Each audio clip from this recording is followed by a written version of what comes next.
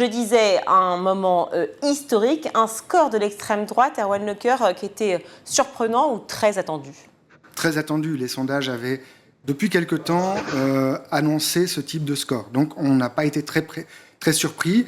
Ils avaient également été relativement bons pour prévoir le score aux européennes, qui était déjà très élevé, autour de 30%. Et il y a un palier qui a été franchi. D'habitude, en 2004, en 2014, l'extrême droite avait déjà atteint les 20 et quelques pourcents, était déjà le premier parti de France aux européennes, uniquement aux européennes.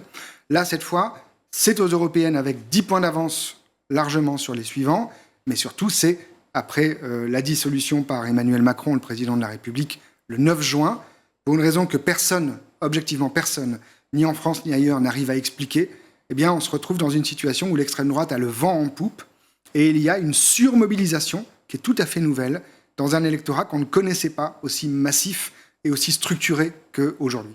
Mais c'est intéressant ce que vous dites parce qu'effectivement, cette dissolution, on n'en parle plus parce qu'on est complètement préoccupé déjà par les scores là, mais c'est vrai que c'est un moment que personne n'a compris. C'est-à-dire que si vous, alors que vous êtes expert en la matière, et je dirais la même chose pour Benjamin Morel, bien sûr, vous ne le comprenez pas, comment les Français se positionnent? Est-ce que ça a joué aussi dans l'élection? Il y a une sorte de mécontentement de se dire, enfin, il fait n'importe quoi. Oui, ça a joué dans l'élection. On fait des groupes qualitatifs, on essaie d'écouter ce que les Français disent de cette séquence. Et ce qu'on retrouve notamment énormément dans l'électorat macroniste, donc des personnes plutôt âgées, traditionnellement votant plutôt à droite, c'est l'incompréhension absolue. C'est-à-dire qu'en gros, ils ne comprennent pas dans quel monde ils sont perdus, ils sont vraiment, il y a vraiment une sensation d'être perdu, de ne plus comprendre le monde dans lequel on est.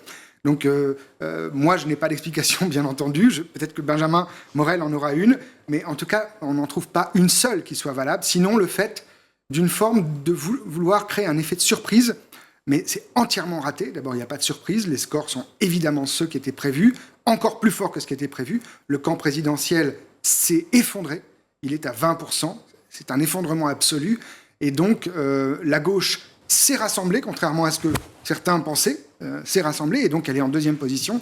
Donc vraiment, pour Emmanuel Macron, c'est double perte à tous les niveaux, il a perdu tous ses soutiens, il est désormais seul. Et en plus, le Rassemblement national est vraiment aux portes du pouvoir. Si les désistements ne se font pas de façon absolument massive dans les jours qui viennent, si les électeurs ne suivent pas les consignes, alors le Rassemblement national et une partie de LR aura une majorité absolue et donc Jordan Bardella sera le seul Premier ministre possible.